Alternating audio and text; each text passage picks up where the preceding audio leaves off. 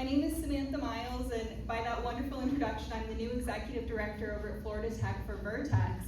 And on a personal level, I joined, even though I was born in Melbourne, we left when I was like 6 months old, so I haven't really grown up in the area. And this is very cheesy for me to say, but from the moment that I did my interview at Florida Tech, all of the universe's signs perfectly lined up to tell me you are going to the right place, you are headed in the right direction. And from the moment I've arrived, I have received such a warm welcome, not only from my colleagues at Florida Tech, but from the community. And one of the most wonderful warm welcomes was from the Chamber and Scotty and Nancy. And so I just want to really give my gratitude for being a part of this community now and being here to speak to you all today. So with that, let me tell you a little bit more about Vertex. So I want to ask you all a question. You can just kind of let me know by a raise of hands. If I was to ask you, I want you to name the most innovative cities in the United States, would Palm Bay come up on that list? Yes. Rob says yes. I see a couple of yeses. Okay, that's it. All right, that's interesting to hear, and I want to talk a little bit more about that. So my next question is, if the answer is no, you said no, we currently aren't one of those things. Well, I think that if you talk to different community leaders, if you were at the EDC event where they were talking about what's next in the Space Coast, innovation and becoming an innovation hub is very high on a lot of people's agenda. And so the question that I have is, do we have what it takes as a community to get there? And so I want to share with you this kind of visual overview of what it takes to have a thriving innovation ecosystem. And there's lots of different models. If you Google this, you'll see different models that have been created. What's interesting is that every innovation hub has its own unique footprint. And the Space Coast is very unique in its demographics and in its strengths, and we're going to talk about that in just a minute. But I think what I want to point out here is that if you look kind of in the center here, you've got these key players. And it's really important to have that diversity of key players, whether it's our industry partners, VC and investor groups, because we've got to have money, community organizations like Scotty, like the Palm Bay Chamber, like Career Source, all of those folks, higher ed and research, local and state government, and of course, professional organizations. Everybody's got to be in the mix, and everybody's got to be contributing. And around the outside here are what I would kind of categorize as pillars. These are the foundations that have to occur. And maybe they're not as tangible as the key players, but they are equally important.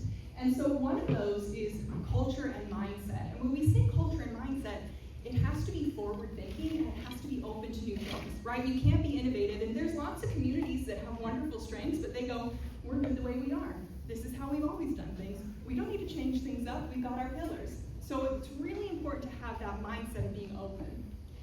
The next piece is you've got to have the infrastructure and you've got to have the resources. There have to be physical and tangible things in that community that support these kind of activities. Next is around funding and investment. If we don't have money, we're not going anywhere with it. Policy and market access.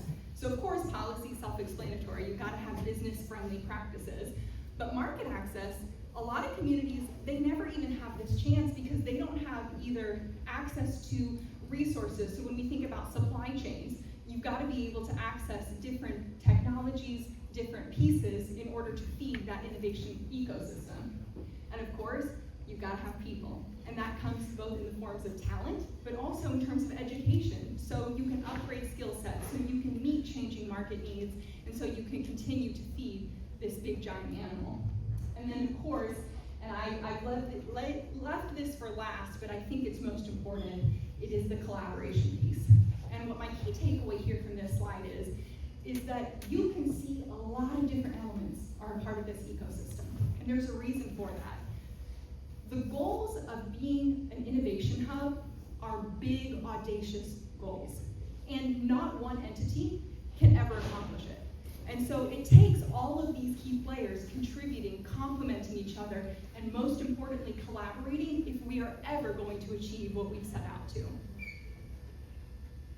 So let's talk a little bit about some of the strengths of Greater Palm Bay. Because I would argue that already we are an exceptionally innovative community, especially when you compare to a lot of other places across the United States and around the world. but we are positioned to be so much more. I really feel this tangible excitement. Of course, I'm new, so take it with a grain of salt, right? Anytime you come into a community, you're excited and you're ready to go. But I think that I'm justified in feeling this way, because everywhere I've gone, and I'll kind of start here at this corner, which is, I feel like the time is now when we talk about the greater Palm Bay area and when we talk about the Space Coast. We have this wonderful legacy, this history of NASA and DOD and all of these big prime contractors located in this place, but right now, everyone is really ready to take things to the next level, and so I feel like there's this palpable energy and this collaboration that you can feel across all different industries and all different people who are here. So in addition to the time being right now, we have this incredibly supportive business environment, and you can see that by the people that are in this room, not only in terms of our local government, like the city of Palm Bay, which works really hard on economic development. You know, I've had the pleasure of working with some of the colleagues at the city, and they said to me, Sam, we want our citizens to have job opportunities, and we want them to make more money. And when you have government that puts that at their forefront, you're already on the leading edge. And then our elected officials understand the importance of economic development, and you're seeing that reflected not only in the policy, but also in a lot of federal funding opportunities and state funding opportunities that are coming up. So part of my job is that I'm constantly on the lookout for how can we bring more financial investment into what we're doing, and there's a lot of great opportunities coming up, not to mention the CHIPS Act. So by show of hands, were you guys aware of the semiconductor summit that happened at L3 Harris last week? I'm seeing a few nods and a few no's. This is a big deal, guys. So this semiconductor industry and the opportunities that we have on the Space Coast, keep your ear to the ground on this, because there's a lot of great things happening here, and bringing industry in this particular space back to the United States, and particularly here where we live, there's going to be tons of opportunity there. So we also have this growing innovation infrastructure. There are a lot of wonderful things that already exist. There's a lot of innovation that happens here behind closed walls, right? So it's owned by L3 Harris, or it's owned by Renaissance, or different organizations. But Vertex is a prime example of this. So Florida Tech has recognized that we need to provide more access to advanced technology to not just our direct community. We need to broaden out. We need to serve smaller businesses who want to have access to this technology and this equipment. We want to make sure that we're open and that we're serving the community, we're serving industry needs.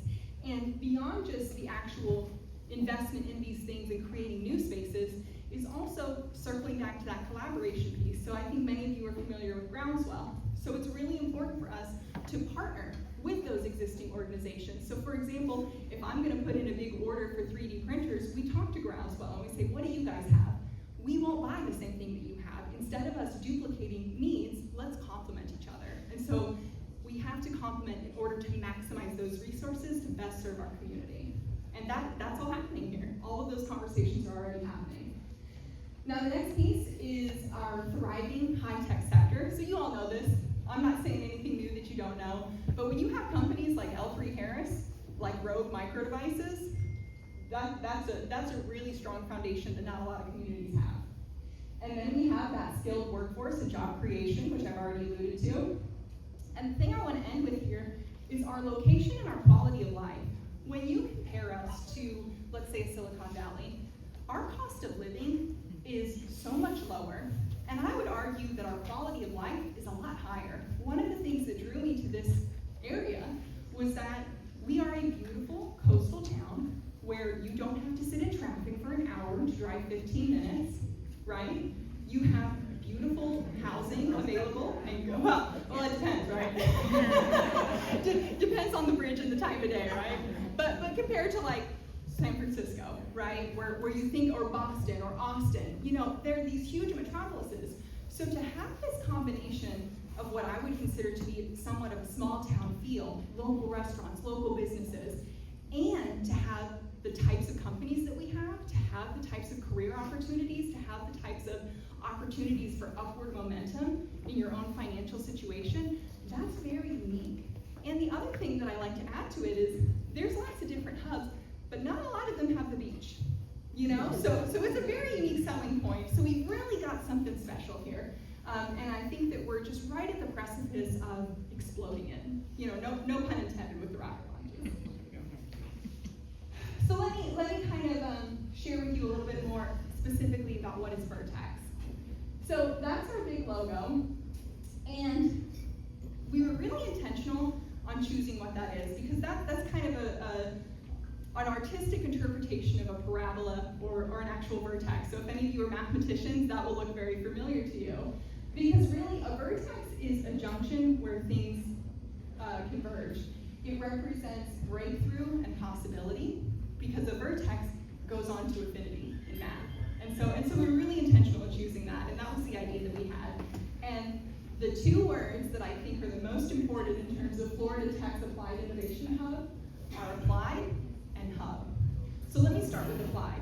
So when it comes to the activities that we want to do, we want to make sure that we are complementing what's going on in the community and complementing what's happening in Florida Tech. And so there's a big difference between fundamental research and applied research. And so everything that we are focused on is going to be having real world impact. And hub, of course, is bringing people together. There's lots of room for everybody at the table, and our hope is that we can really be that convening power to give folks access to this technology and to bring people together so that we can work towards that shared goal. And as Nancy mentioned when she introduced me, I think many of you will be familiar with the building. It looks a little bit different now if you go on the inside. We've redesigned some of our labs and some of our spaces to make them a little bit more industry-facing. But we are not replacing CAMID in any kind of way. CAMID is still very much a part of Vertex because manufacturing is so important to what we're doing here on the Space Coast. And so CAMID is still very much a part of Vertex. And this is just a new and expanded version with a lot more investment and a lot more empowerment from the university to really prioritize our industry partners. And we have 3 core integrated focus areas. So this is what we tangibly do at Vertex now. One is research and development, and so that can either be sponsored through government or sponsored through federal or state grants. It can also be corporately sponsored. Business acceleration, so that's really helping those businesses that are going to benefit from our technology and helping them get to the next level. And then workforce development. And when I say workforce development, what I really mean are micro-credentials. So not the type of workforce development that's happening at Eastern Florida State College, or not the kind of workforce development that's happening at Florida Tech's main campus. We're talking about those short courses that are really skills-based, that industry has come to me and they say, Sam, I've got 50 guys who are working in this department, and I need them to have this specific skill set so that they can better integrate with our digital engineers. That's the type of stuff we're talking about. And I want to share an interesting fact that I heard at that semiconductor conference. So we were talking about this industry of semiconductors, and they said, on average, for every 1 engineer, we need 15 technicians. So when you think, right? I've seen some nods. So there's room for everybody at the table, and there's lots of opportunities to be shared. And very practically, I wanted to share this with you because this chart really shows X marks the spot. So when I came into this role, I said, okay, what are our assets, and what does the market need, and where can we serve it? And so anywhere you see those intersections, so up top are our big industries that we want to serve here in the region. Those red boxes indicate different sub-markets that specifically have technology applications.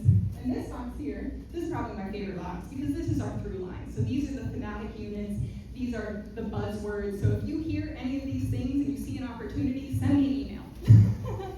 Okay, because this is the kind of stuff that we're going to be really doubling down on and focusing over the course of the next couple of years.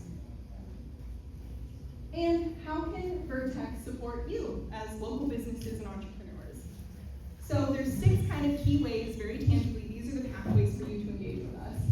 First is to become a business in residence, and here we have room for about 3 more businesses in residence. Spaces are filling up fast, so if you or anybody you know is a business that can really benefit from that Florida Tech equipment or technology or our network, please send them my way. We're really doing quality over quantity when it comes to our businesses in residence.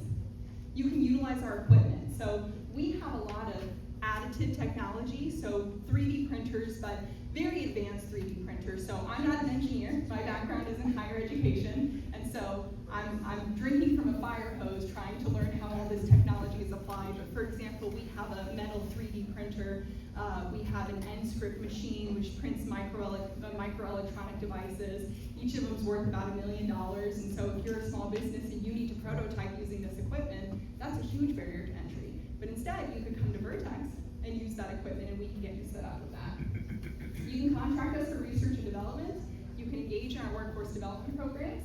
You can apply to become part of our accelerator program. So we've got a couple that are happening now, and if you're interested, I'll be happy to share more with you. I'll be around after lunch.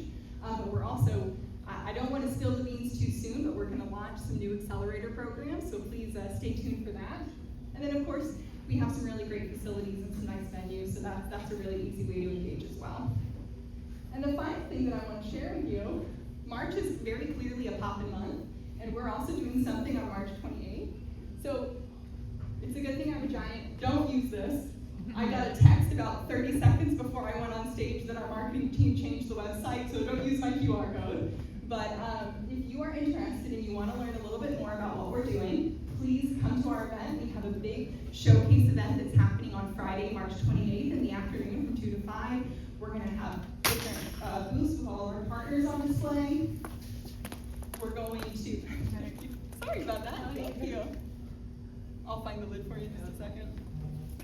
We're going to have food trucks and we're going to have free workshops. So I think the workshops are really exciting. Our partners from the Space Coast DC are going to talk about what's next for the Space Coast. We've got a CEO Nexus talking about, thank you so much, about